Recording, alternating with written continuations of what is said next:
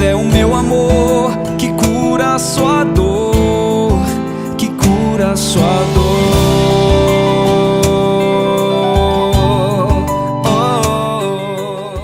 Em nome do Pai, e do Filho, e do Espírito Santo. Amém. Paz e bem, meu querido irmão, minha querida irmã. Que nos acompanhe em cada dia desse retiro quaresmal com o tema Criar em mim um coração ardente, né? E uma vida entregue ao teu amor. Porque é isso, nosso coração vai sendo transformado, vai sendo conquistado, nós vamos amadurecendo espiritualmente, humanamente falando também. E isso vai fazendo com que o nosso coração arda, né? Saia daquela frieza, daquela mornidão, né? Daquela apatia, daquela anemia, né? Que a gente fica daquela coisa parada e comece então a se aquecer a cada dia da quaresma, pelas orações, pelas penitências, pelos sacrifícios, pelo sacramento da confissão, por aquilo que nós estamos aprendendo, refletindo e deixando cair no nosso coração, porque não é só aprender, mas é deixar cair no coração para que possa se tornar vida na nossa vida. O nosso coração, tudo isso vai aí vivendo um processo, né, de aquecimento, de avivamento. E aí a nossa vida começa a ser entregue ao Senhor, entregue por amor a Ele. Então isso é uma graça e uma bênção muito grande que nós estamos vivendo aqui no grupo Corações Ardentes. Começamos lá, né, no dia 18 de fevereiro, na quarta-feira de cinzas. Chegamos a hoje aqui, nessa segunda semana, terça-feira, 3 de março, com o capítulo 13. Mas antes da gente começar a ver o que esse livro, né, Imitação de Cristo, vai nos ensinar, vai nos ajudar, vai nos direcionar, vamos rezar juntos o ato de contrição, já colocando o nosso coração contrito, arrependido, humilhado diante de Deus. Pesa-me, Deus meu, e me arrependo de todo o coração de vos ter ofendido. Pesa-me pelo inferno que mereci e pelo céu que perdi. Mas muito mais me pesa porque pecando ofendi a um Deus tão bom e tão grande como vós. Antes queria ter morrido que ter vos ofendido. Proponho-me firmemente não mais pecar e evitar todas as ocasiões próximas de pecado. Amém. Amém. Mãe dolorosa, rogai por nós. Nossa Senhora das Dores está nos acompanhando, né? A cada dia aqui do nosso retiro quaresmal. Nós estamos então hoje nessa terça-feira e o capítulo é o capítulo 13, da página 32, como se há de resistir às tentações, nesse 12º dia do nosso retiro quaresmal. E é importante a gente pensar nesse tema hoje, porque de certa forma ele é uma continuidade do que nós vimos no dia anterior, né? No capítulo 12, e também é um elemento que nos ajuda a entender que a vida é feita de dores e de sofrimentos, que a vida é feita de dificuldades e também de tentações. Nós passamos muitas provações e tentações ao longo do dia, e às vezes em um dia, quantas delas nós temos que suportar. Então, o que o autor nos provoca já no início? O primeiro parágrafo: enquanto vivemos neste mundo, não podemos estar sem trabalhos e tentações. Ou seja, sempre precisaremos lidar com as coisas que são próprias deste mundo. Existem certas questões que são condições humanas, né?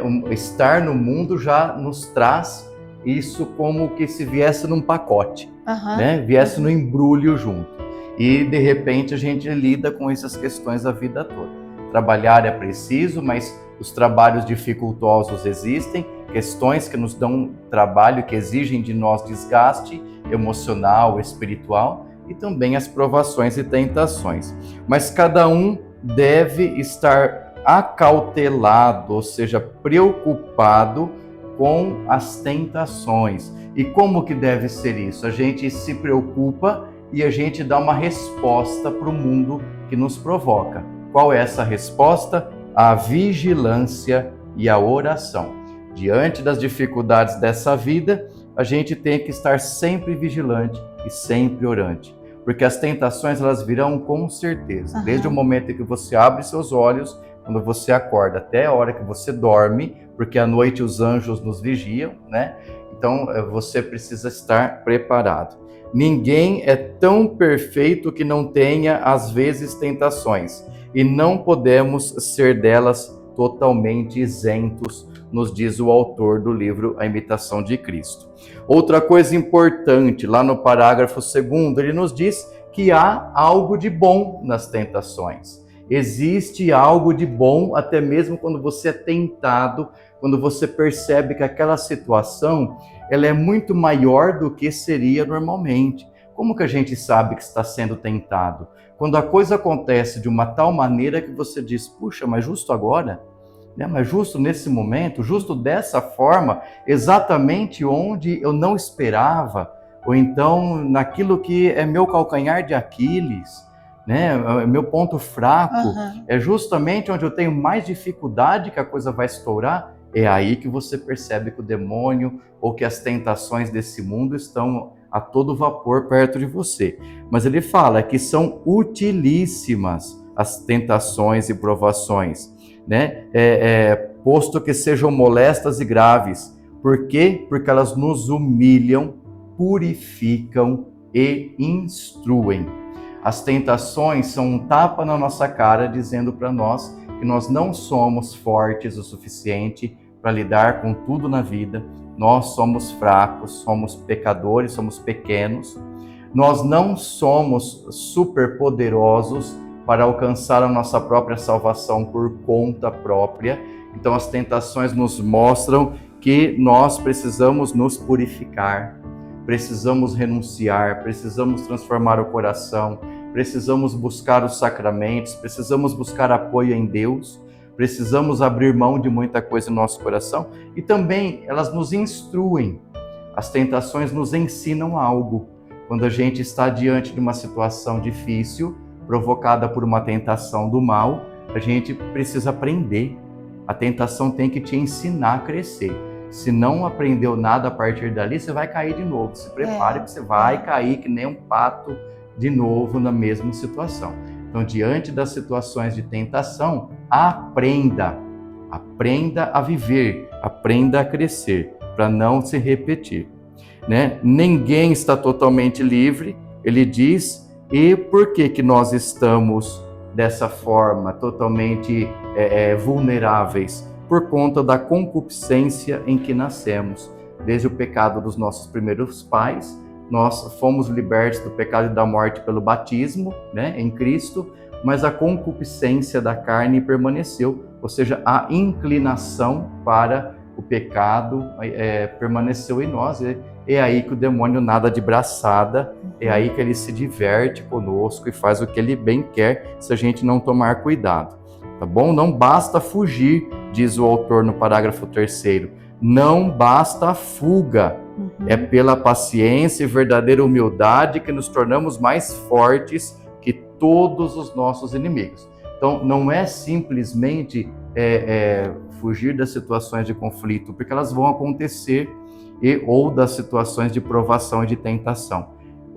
O mais importante é você ter a capacidade de lidar com elas, com sabedoria, com temor de Deus, com prudência, com astúcia. Às vezes é preciso astúcia. Sede sóbrios e vigilantes, sede simples como as pombas, mais astutos como as serpentes, disse Jesus. Então a gente precisa ter sabedoria para lidar com as mais diversas tentações.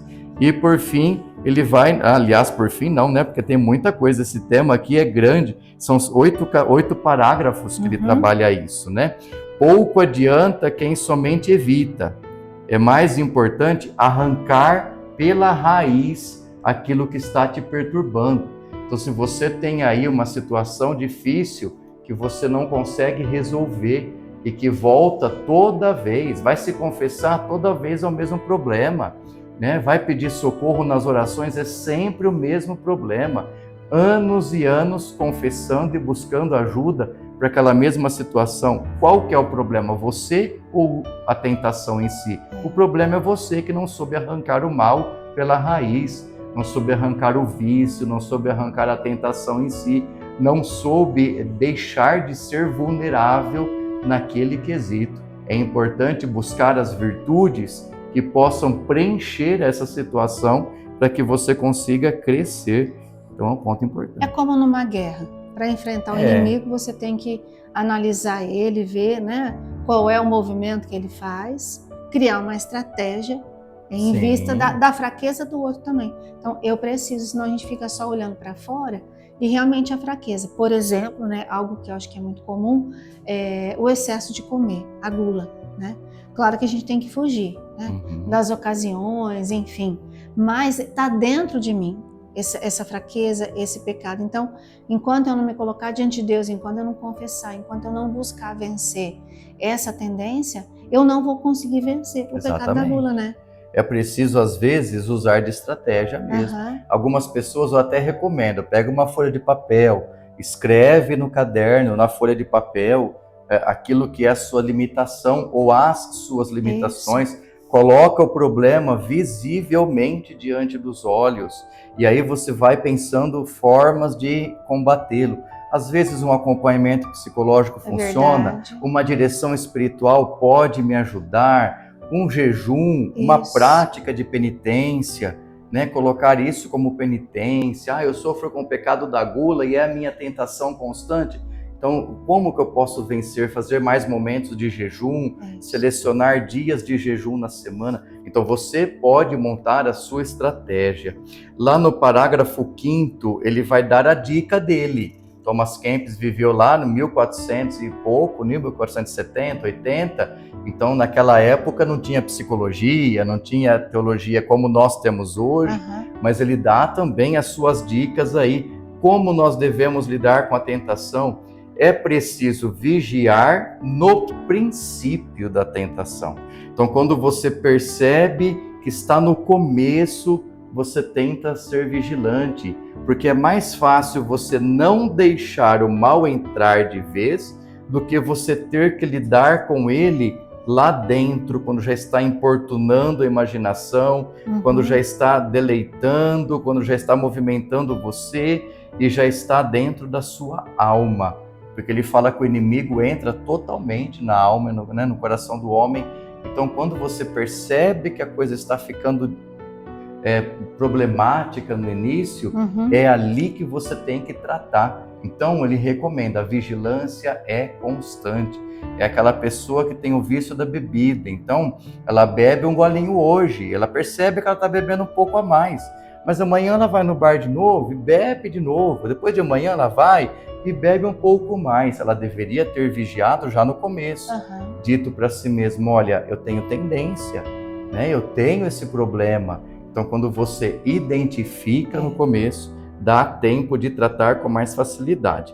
E por fim, né, a gente lá no 7º parágrafo, 8º parágrafo, ele vai dizer, né, recomenda-se pedir a Deus que se digne ajudar-nos em toda a provação, porque Ele nos dará a graça suficiente na tentação para que possamos vencer. Ele cita São Paulo em 1 Coríntios, capítulo 10, versículo 13. Ou seja, quando a gente está na provação, às vezes você só percebe quando você está no meio do fogo cruzado, e aí não tem muito o que fazer, pede a graça. Não tem jeito, pede a graça. E quando você não sabe lidar, meu Deus, me ajude a lidar com esse vício, me ajude a lidar com esse pecado, me ajude a lidar com essa tentação, com essa provação, porque eu não consigo mais, não sei mais o que fazer, tá bom? É importante fazer essa reflexão. Ele diz aqui também, resiste desde o princípio, que vem tarde o remédio, quando cresceu o mal, com a muita demora, né? O vídeo. Então é isso. Nós não podemos descuidar, né? Precisamos prestar atenção. E quando o senhor falou de jejum, realmente eu quero reafirmar isso, porque eu me lembrava disso, vinha isso no meu coração, né? O jejum, ele tem um grande poder, né? Nas tentações que nós vamos vivendo, fazer essa penitência, refrear mesmo, né? Os nossos desejos, a nossa inclinação para o comer, para o beber, enfim. Então o jejum é algo muito importante e muito eficaz também. Nós vamos rezar, pedindo aqui intercessão de Nossa Senhora, né? Nós vamos rezar hoje aqui diante de tudo aquilo que o Padre foi colocando, então, aqui para nós, né? Nós vamos rezar a dor de Nossa Senhora, para que nós possamos pedir, então, né, a intercessão dela, diante de todas as nossas dores, diante de todas as nossas tentações. Vamos contemplar, então, a quinta estação, que é a quinta dor de Nossa Senhora, onde nós contemplamos a crucificação e morte de Jesus. Considera, alma minha, a penetrante dor da Virgem Maria, quando viu ao seu filho cravado sobre o duro madeiro da cruz e morrer derramando sangue por todo o seu sacratíssimo corpo. Ó Mãe aflita, pela dor com que viste crucificar a teu filho, te suplico, me des a graça para que, mortificando minhas paixões, viva sempre crucificado com Cristo. Vamos rezar juntos? Deus vos salve, Maria, cheia sois de dores. Jesus crucificado está contigo. Digna sois de ser chorada e compadecida entre todas as mulheres. E digno é de ser chorado e compadecido Jesus, fruto bendito de teu ventre. Santa Maria, Mãe do crucificado, dai lágrimas a nós, crucificadores de teu Filho, agora e na hora de nossa morte. Amém. Mãe dolorosa, rogai por nós. Pai nosso, que estais no céu, santificado seja o vosso nome, venha a nós o vosso reino. Seja feita a vossa vontade, assim na terra como no céu. O pão nosso de cada dia nos dai hoje, perdoai-nos as nossas ofensas, assim como nós perdoamos a quem nos tem ofendido. E não nos deixeis cair em tentação, mas livrai-nos do mal. Amém. Ave Maria, cheia de graça, o Senhor é convosco. Bendita sois vós entre as mulheres e bendito é o fruto do vosso ventre, Jesus. Santa Maria, Mãe de Deus, rogai por nós, pecadores, agora e na hora de nossa morte. Amém. Glória ao Pai, ao Filho e ao Espírito Santo, como era no princípio, agora e sempre. Amém. Mãe dolorosa, rogai por nós. Rezemos também essa oração a Nossa Senhora das Dores, colocando também nas mãos e no coração de Maria essas nossas tentações, os nossos vícios, né? As nossas fraquezas, a concupiscência da carne, né? Que nos inclina então ao pecado e que nos leva, né, a não vencer as tentações. Senhora das Dores, eu te apresento todas as minhas necessidades, mágoas, tristezas, misérias e sofrimentos. Ó Mãe das Dores e Rainha dos Mártires, que tanto sofreste ao ver teu filho flagelado, escarnecido e morto para me salvar, acolhe minhas preces. Mãe amável, concede-me uma verdadeira contrição dos meus pecados e uma sincera mudança de vida. Nossa Senhora das Dores, quando as dores vierem e os sofrimentos chegarem, não me deixes desanimar. Mãe das Dores, envolve-me em teu sagrado manto e ajuda-me a passar pelo vale das lágrimas. Amém. Assim nós vamos aí vivendo, né? Mais esse dia aqui do nosso retiro quaresmal, no capítulo 13, né? Que teve como tema como se há de resistir então às tentações. E Nossa Senhora, sem dúvida nenhuma, é um grande auxílio nessa hora, né, Com Padre? certeza, é o nosso apoio, o nosso sustento e aquela que nos dá o discernimento, né? É verdade. Através da vida de Maria, a gente consegue discernir como Isso. deve ser a nossa vida também. Nós vamos aqui, né, como sempre, todos os dias, pedindo a bênção de Deus, para que nós possamos viver aqui as nossas práticas quaresmais, para que nós possamos, através do cofrinho da quaresma, ir depositando ali aquilo que é a nossa penitência, aquilo que é o nosso jejum, né, para que depois ele possa se transformar em gesto concreto, um gesto solidário, né, lembrando sempre que a nossa comunidade aqui também precisa da sua ajuda. Que pela intercessão de Nossa Senhora, o Senhor nos abençoe então. O Senhor esteja convosco. E Ele está no meio de nós. Por intercessão de Nossa Senhora das Dores, desça sobre vós e permaneça para sempre a bênção de Deus Todo-Poderoso, Pai e Filho e Espírito Santo. Amém. Amém. Nossa Senhora das Dores, rogai por nós. Foi por você que na cruz meu sangue foi derramado. Por isso sim sinta-se querido e amado, pois é o meu amor que cura a sua dor, que cura a sua dor.